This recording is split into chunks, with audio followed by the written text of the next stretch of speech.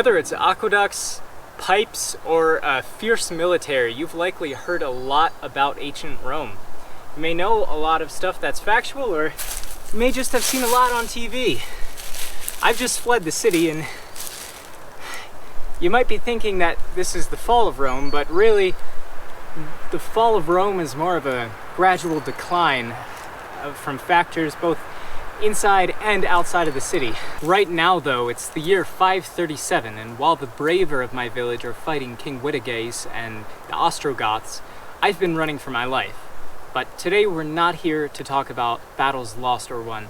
We're here to talk about just how very comfortable I am in this tunic and how you can make one at home. It's pretty simple, but I think we'd better retreat somewhere safer. Let's go to the high ground.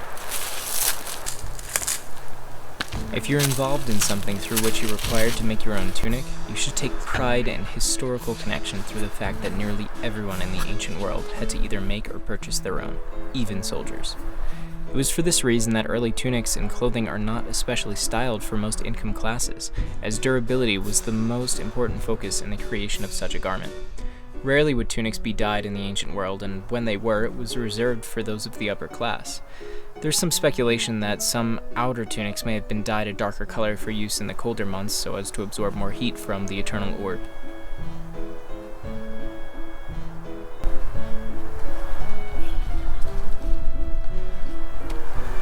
The word tunic today means something pretty different than what it meant 1,500 years ago. A quick Google image search will tell you that, but at the end of the day, they both mean long shirt. For the outside portions of this video, we'll be in Prescott National Forest. This is beautiful Granite Mountain behind me, and we are among the ponderosas, and we could not have asked for a beautiful day that is more beautiful than this, because there's actually clouds in the sky in Arizona. Who would have thunk? We're going to dive into how to make one in just a minute, but I want to talk about the history a little bit first. If you're here because you're searching how to make a tunic for cosplay or a school play or something like that, or you just want to make a costume, or maybe you're just bored, or you want to pretend like you're in the Bible, anything like that, welcome to the video. You're in the right place. So if you're playing somebody in a play that needs to wear a tunic, you will be making this tunic in much the same way that they would have, albeit with slightly different materials, but I still think that's very fascinating that we can reach kind of back in time through such a simple garment. It could be worn in battle, it could just be worn out on the town or to sleep in, but for most folks in the ancient time, tunics were the everyday wear, every night wear. You might have 2 or 3 that you would switch out and wash, but in general these would be worn for days, sometimes weeks at a time, and you would only have a few different sets of tunics throughout your life after your childhood, because this was the standard. This was the t-shirt of the ancient era, and this is what almost everybody wore. You know the tradition of wearing black at a funeral?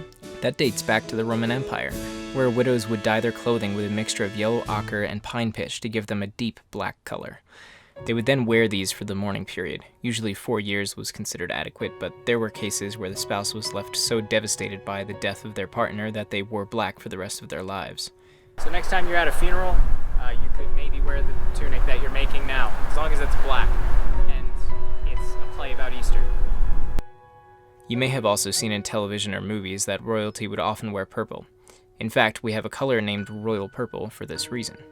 This was true for both the Romans and the Byzantines, who would buy the dyes at absolutely exorbitant prices. The prices were so high because the dye is made of murex sea snail. The dye derived from these snails has a unique quality other than turning garments purple, though. Rather than fading with age like typical dyes would, the dye sets in and becomes richer, more pronounced, and a deeper shade as the years go on. Leave a comment if you'd like to hear me ramble on more about historical dyes, because trust me, I could go on for a long time. I don't want to pass on the idea that tunics were invented by the Romans. In reality, it seems that tunics may have been some of the very first pieces of clothing worn by humans. Ever. Statuettes from the Indus Valley illustrate figures with tunics on. In ancient Greece, folks would sew on a strip of fabric of one color and design to indicate where they hailed from, your neighborhood or your village. Diodorus of Sicily said this of the Celtic tunics, quote, "The way they dress is astonishing. They wear brightly colored and embroidered shirts with trousers called brochet, and cloaks fastened at the shoulder with a brooch. Heavy in winter, light in summer. These cloaks are striped or checkered in design, with the separate checks close together and in various colors." End quote. This alludes to what would eventually become tartans in Scotland and just the Celtic culture in general. As I mentioned earlier, this bleached white color is an unrealistic standard. The more I wear this, the more weathered it will be and the more accurate and realistic it will look. But at the end of the day, this is still a cotton nylon mixture that we found at a thrift store that I made into this. But in the ancient world, this is an impossible standard to reach. If you've ever been to any type of market and seen anything that's been made by hand and not chemically treated, you know that the off-white color is just how fabric naturally looks. And you know that sheep's wool is actually a brownish color. It's not that chemical white that you get when things are processed.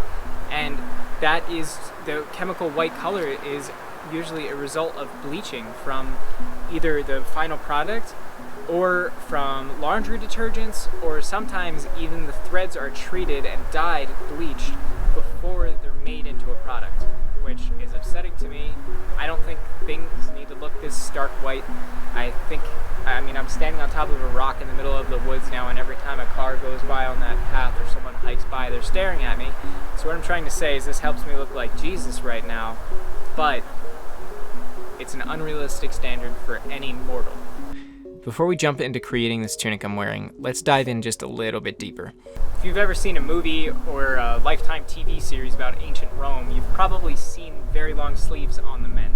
This is unrealistic. These sleeves are pretty much what the sleeves would have looked like back then, and you can tell that it does not go down to my wrist. This is summer wear. This is not wool, so this is what would have been worn probably from late spring into autumn at the end of the harvest season, because folks were still outside working hard and still sweating, so you would not want wool for that situation until the temperature drops too. But this is a pretty interesting thing, the sleeves, because there's no stitching here. The only reason that these are sleeves is because I got a belt on. It's the only reason. And I can't really pull them down more without kind of tearing down the neck here. However, I can roll them up, which is how most ancient women would have worn their tunics. In fact, it would have been stitched up here to show the shoulder. It would have been stitched something like this, and to give extra support for the chest, because this fabric is still being used.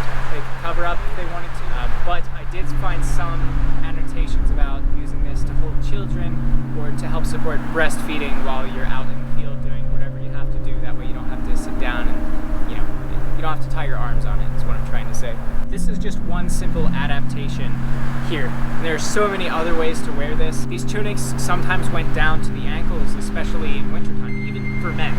And if there were a dangerous situation to arise, they would gather it here, and you can see my undies now. Congratulations. And then you would actually tie it. It may sound crazy, but tunics were the t-shirts of the ancient world, mostly in and around the areas of the Mediterranean. This is because of three main things. Tunics are inexpensive, easy to make, and they are comfortable by themselves in hot weather. And they can be used as an under tunic, an early form of underwear during the colder months.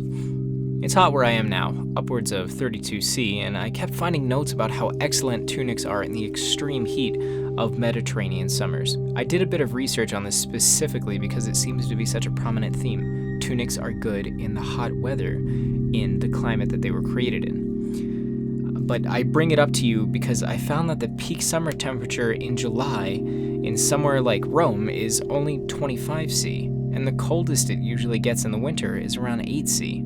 I mean, I can only imagine how the Spanish melted down to nothing when they first laid ground in Florida.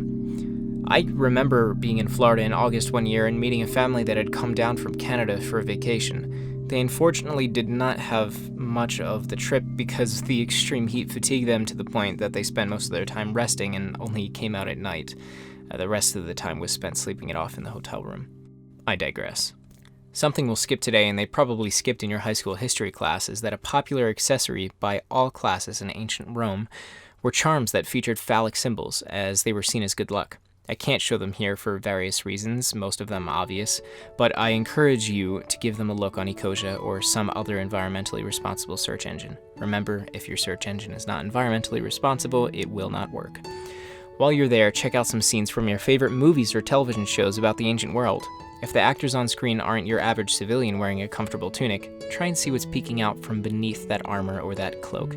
I bet it's a tunic. Now, how to make your own tunic.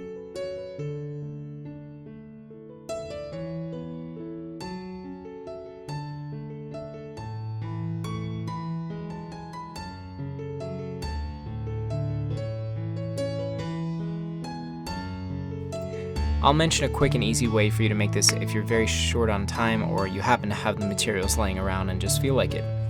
Get a white t-shirt, about 2 to 3 times larger than you normally would fit comfortably into. You can find this the cheapest at a thrift store.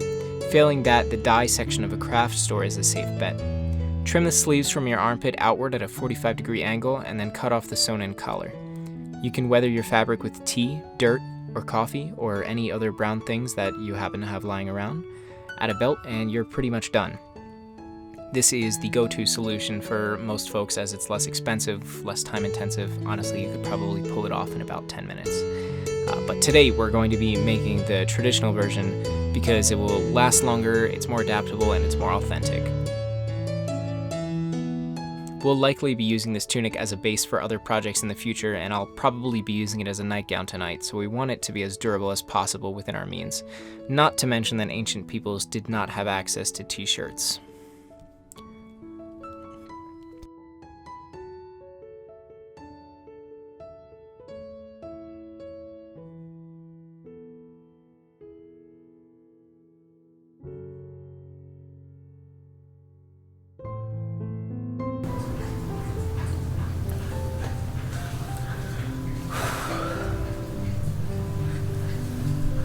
In a way, you were right. You were just looking at a body bag, but on a larger note, I wanted to make this clip not only to show you what I would look like in a body bag, but to remind myself and you that you don't need to be an expert in something to start it. I've only ever repaired things before, and not with any degree of knowledge, and that's the extent that I've ever held a sewing needle and thread. I think a few times I've sewn patches on things, but it's very clear that it was a bad job. So this is new territory for me, and if you're interested in trying something new, don't be discouraged if you don't know how to do it at first. Now we're going to try and make a tunic.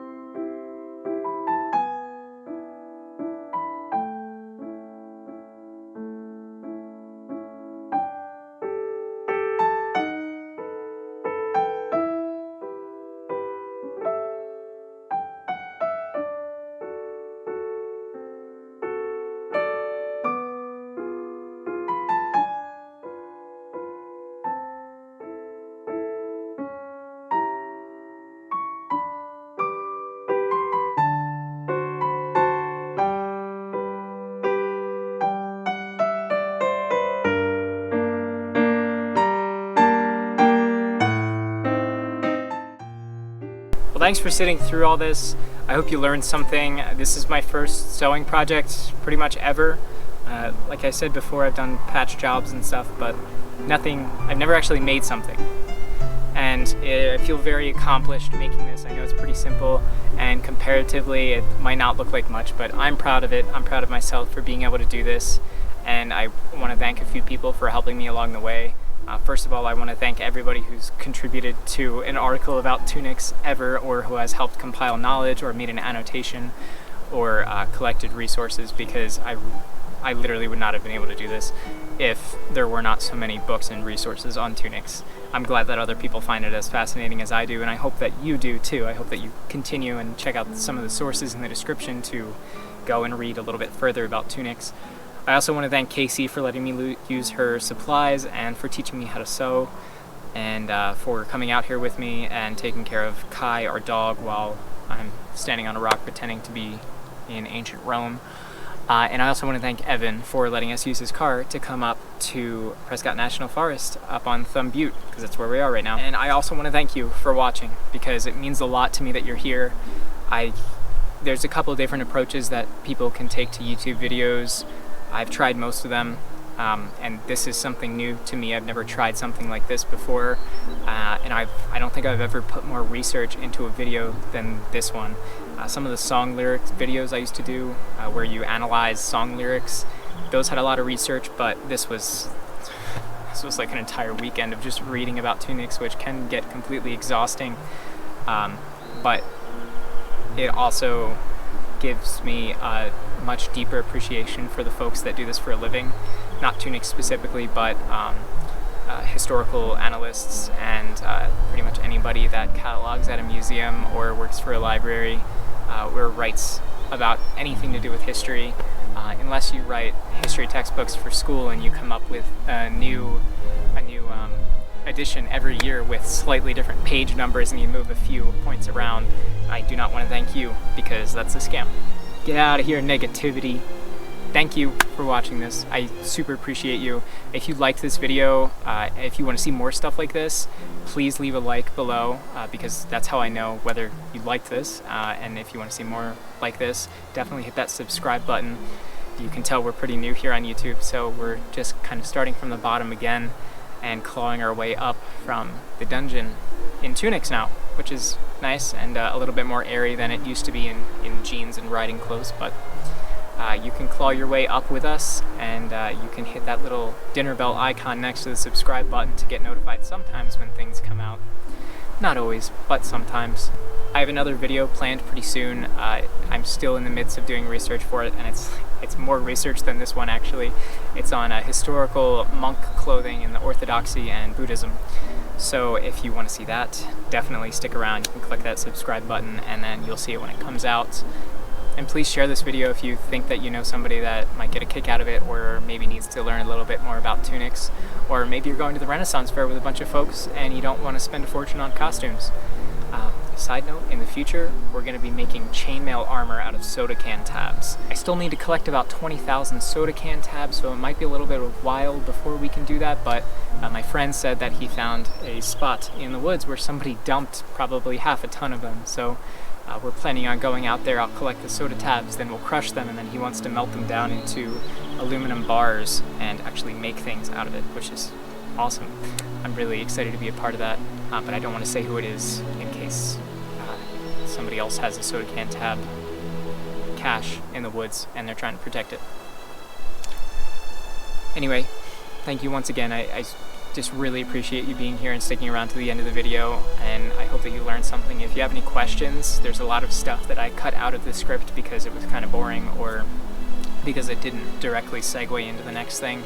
So leave a comment down below if you have any questions, and I'll try and answer it the best that I can. Like I said before, I'm not a historian, but I do read a lot, and I try and dive as deep as I can into these subjects, so I might have the answer you're looking for. You often find in history that there's questions that aren't direct yes or no answers, or they're not asking for a binary result. You know, they're not asking for something straightforward. It's more like, what do you think these people thought about this?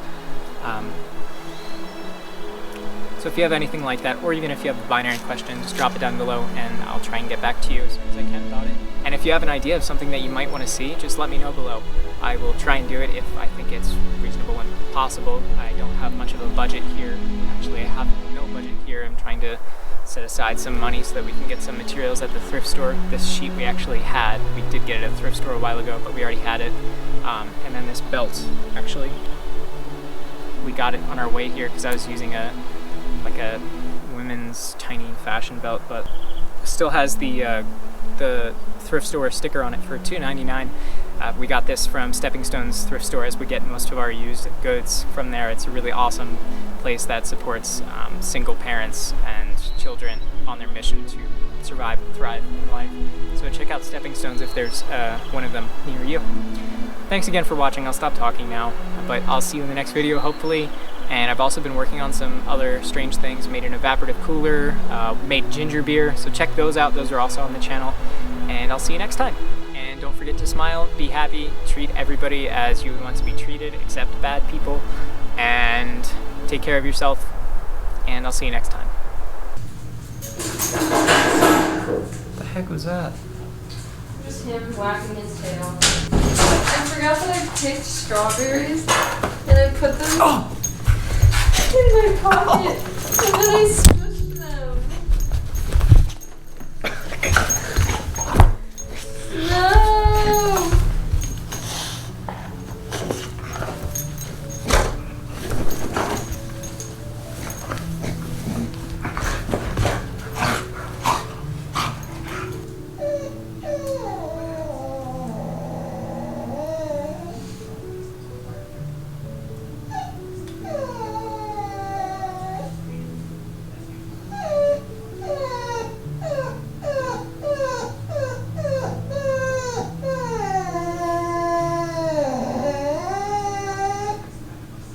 Thanks for getting it all on tape.